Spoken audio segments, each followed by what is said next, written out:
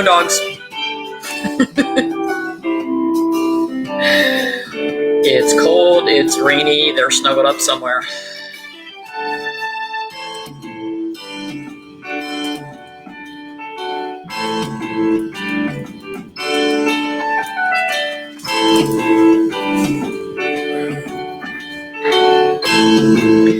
Baking day today. Yay.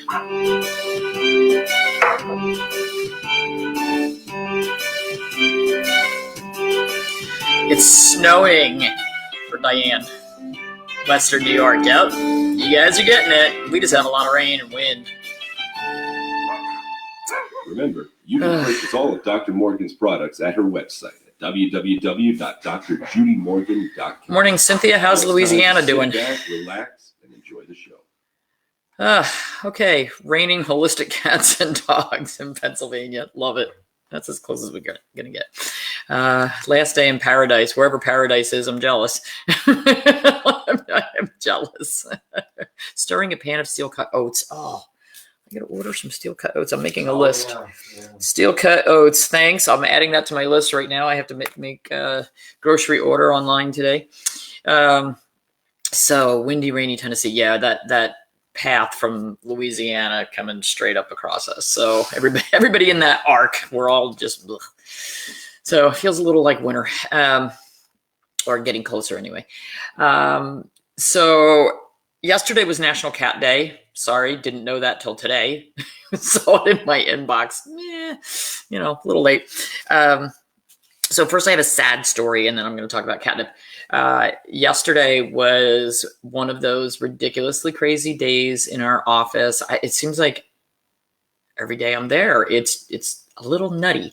So 2 new consultations yesterday morning, both great cases, great people, and they went very well. Things went downhill when we got into our surgery in the afternoon. We had a little rescue kitten. I don't know, 4 months old or 3 to 4 months old in for spay, and surgery went great. Everything was fine. And after surgery, Dr. Bowling, she's kind of funny. She doesn't put animals in their cages, or a lot of times we'll put them on blankets on the floor to watch them recover so that they're, front and center and we can make sure they're recovering appropriately. And Dr. Bowling, if the animal is small enough, she sits and holds them after surgery until they're awake. And she did that yesterday with this little kitten. She sat and held the kitten until she was awake. And we started getting the next surgery ready, and also had an appointment show up at the same time. And I went outside to take our pee collector stick out for the next client. And one of the technicians came running out of the building and said, "We need you right away." And so, of course, I turned around and ran back in the building thinking, well, what can possibly be wrong? Because there's not that much going on in there. Well, the little kitten, for whatever reason, just stopped breathing. And Dr. Bowling was right on top of it because she had been holding the kitten. She put her in the cage because she was starting to wake up. And she looked over a minute later and said, "That doesn't look right." And so thankfully she was right on top of it, got the kitten re-intubated on oxygen, and we had no pulse, no heart rate, no heartbeat. So, my staff is great in a crisis. They know what to do, and they got the crash box out. We got epinephrine. I actually had to do a cardiac stick to get it in because we didn't have a catheter in at that point. After CPR for about 5 minutes and 2 doses of epinephrine, we got a beautiful EKG back on this little kitten. And so we all breathed a sigh of relief. And our head tech, Cindy, had been breathing for the little kitten. We don't have ventilators. So literally it's us standing there with our ambu bag or with our oxygen on the anesthesia machine, breathing for them. And little kitten did great as long as Cindy would breathe for her. And after 90 minutes, and meanwhile, we already have our next surgery that had been, given all of its stuff. So we had to, one of us had to go do that surgery while we're still working on the kitten. It's just, and then we have a client there that we're trying to work with. It was a couple of hours of just not fun. And so we called actually the rescue was one of the board members is our technician, Carly, who was in the other office. So we called her and said, what do you want us to do? We've been at this for almost 2 hours with this little kitten. Do you want us to keep going? What's your choice for the rescue? Because the problem is when you have an animal that is really not starting to breathe on their own and they've been down for that long, you have to worry about, was their brain damage done? And she was without a pulse for less than a minute, really less than a minute. And her heartbeat was strong and regular and looked great. But the medical board of the rescue group got together on the phone real quick, and they came back with the decision that we should stop respirations for the kitten. And if if we let her oxygen level drop a little bit, maybe she would spontaneously start breathing on her own. And if she didn't, then that was the direction that we were going to allow things to go. And the bad news is that the kitten did not start breathing on her own. And it's heartbreaking because we sat there and watched her oxygen level. We had all the equipment on her. We had IV fluids. We were doing everything. And we sat there and watched the oxygen level drop. And as the oxygen level dropped, the heart EKG got worse and worse. And she did pass. And we went through, this is the first animal that we have lost after surgery. And it was not a surgical problem. The surgery was fine. This is the first animal we've lost after anesthesia in 10 years. I mean, it's just so rare for us, but my staff is really good. They know what to do, and they jump right on it. But we went through this about 15 years ago. We had something very similar that was happening with a lot of kittens from our local shelter. And a lot of those kittens had upper respiratory diseases, been on antibiotics, in that 6 to 10 week period, and seemed healthy at the time of surgery. And they would make it through surgery with no problem. But 15 minutes after surgery, they would do exactly what this kitten did yesterday. And after we lost 3 or 4 of them, I called the shelter and I said, look, there's something going on here, but this is not normal for us. We do not lose animals, particularly after surgery. And it seemed like when we took them off oxygen and we weren't giving them additional oxygen, that's when their vitals would drop. And so they allowed me to do postmortems on 2 of the kittens. And what we found was that their lungs had been severely damaged by the viruses that they had previously that they had been treated for. And they only had about 25% lung capacity. But you don't know that beforehand, particularly on the shelter animals. We're not doing pre-op labs. We're not doing pre-op x-rays or EKGs. And so we wouldn't know that. And my suspicion is that this kitten probably had some lung damage as well from having had a respiratory virus earlier. And,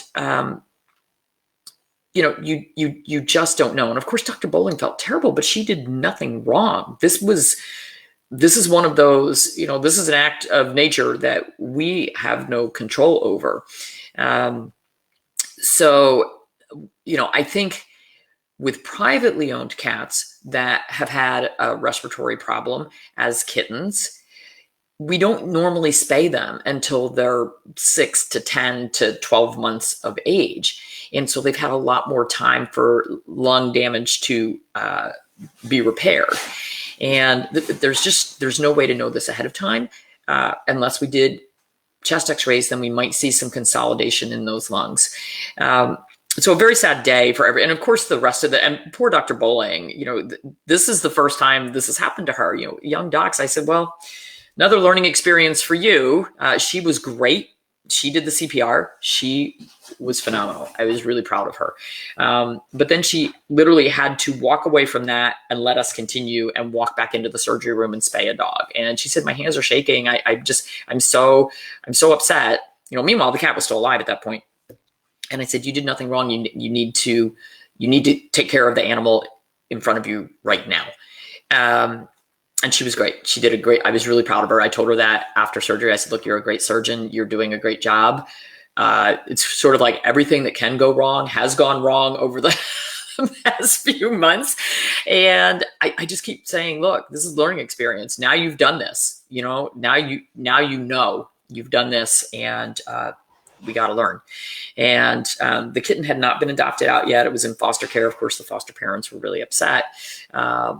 Carly, she does a ton of kitten rescue, and she's upset, but she is in the field and she understands. And she was with us years ago when we had the problems with all the shelter cats. And that event with those shelter cats ended up, they had a really bad virus going through the shelter, and they actually euthanized every cat that they had in the shelter. It was very sad. They euthanized every cat, and they had to empty out the cattery and sanitize because they couldn't get rid of what was going on in there. So, and that was the only way to do it. And it was sad. But some of these viruses are pretty deadly for these guys. So that brings me along to what I was going to talk about, catnip, but I had to tell you guys that story because, it helps bring clarity for you to know that. And we said yesterday, as bad as we all feel, this stuff happens in the human field. We have had so many clients that went in for routine procedures under anesthesia. We just had one a few months ago, and they don't wake up from anesthesia. And, and that's with everything being done ahead of time. You're going to go have surgery. You're going to get an EKG. You're going to get chest x-rays. You're going to get lab work. They're going to go crazy. Trying to keep you alive while they're doing procedures. And so we were talking about some of our clients that we've lost under, very similar conditions. And it's sad, but it does happen. And you have to understand that even with I see people who want to jump up and down and say veterinarians are horrible because they killed their animal during spay or neuter or dental or some routine procedure. And you have to understand that all anesthetic procedures do carry some risk. Every one of our dogs underwent anesthesia in the last few weeks to have their dentals and everything else done. 2 of our cats did. There is inherent risk anytime you're doing this, and you need to understand that. And you need to understand that even with the absolute best care, stuff can go wrong. It absolutely can go wrong. So, all right, so I wanted to talk about catnip because in the email that showed up in my inbox that I didn't see until this morning that said yesterday was National Cat Day, it was through the Herbal Group, and they talked about catnip because it was a National Cat Day. And so studies in humans, the information I'm going to give you is human studies with catnip. And probably most of you don't eat catnip or drink catnip tea, but it's actually really good for you. So here's what catnip can do for you. You might want to either start growing some. I can't wait until we have a bigger herb garden because I want to start growing catnip again. Stress-induced GI symptoms. It is really helpful. For IBS, IBD, really, really helpful. It helps with nervous diarrhea or nervous constipation, esophageal spasms, hiatal hernia, GERD, which is gastroesophageal reflux disease. It inhibits biofilm production by H. pylori, which is Helicobacter, which causes stomach ulcers in people and animals. And it can be used to treat stomach ulcers. How cool is that? I had stomach ulcers years ago. Should have known. Should have been drinking catnip tea. Should have been eating that. At that point, I grew catnip. I should have just been eating the catnip. So did my cat forgive me yet? He finally came home after, 3 days. I think they have another house that they go to. One of our neighbors, either in front or back, one of them takes in our cats when the cats get mad at us. He came back, but I will tell you, every time I walk into the room, like this morning, he came down to the basement to get breakfast, and I was actually making the cats breakfast. He took one look at me, hightailed it back up the stairs, and ran and hid in my mom's room. So he's still not speaking to me. He holds a grudge. He does hold a grudge. He's going to hold this grudge for a really long time. So yeah. Oh my goodness. Your lung surgery, they said 2% chance of death. Now to go in again, it's 10%. So not bothering this time. Yeah. I have clients that won't use it because it's psychotropic for cats. Yeah, exactly. Facepalm. Our cats love catnip. I used to have a big garden full of catnip many years ago. And our cats would literally, you'd see them out there just rolling around in it, just having such a good time. They would just sleep in the catnip bed in the sun in the afternoon. They really liked it. So, but yeah, I think I need to get some catnip tea for me too. I actually had traditional medicinal teas. They have a really good GI Soothe one that I really like. It's got slippery elm and some other good stuff in it. Their throat Soothe has all that good stuff in it too. Okay. That's it for me for today. Today's baking day because it's cold and rainy. I've got a list of things. Oh, I didn't post supporters for tonight. You can do it if you want. I think we're going to do Monday because it's Halloween weekend and it's a little crazy. So I'll post something for Monday. And I think we're going to do it on Facebook, not Zoom. I really like the Zoom, but because it didn't record, I feel bad for the people that missed the one that weren't live with us. So I think we're just going to do it on Facebook. I'll post it. And when I post it, if you'd rather do an Ask Me Anything versus a specific topic, let me know in the feed, and we'll figure it out from there. Okay. What are you baking for the dogs? I'm actually not baking for the dogs. I'm baking for us. All kinds of goodies. Mostly because it's apple season and cranberry season. So I've got some fun things I'm going to try. Let's see how it goes.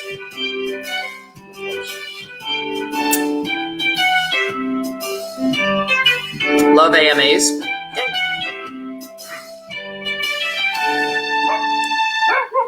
I didn't see Kathleen Gully's question. That you gotta find organic catnip. Yeah, I'm sure you can. Okay, see you guys later.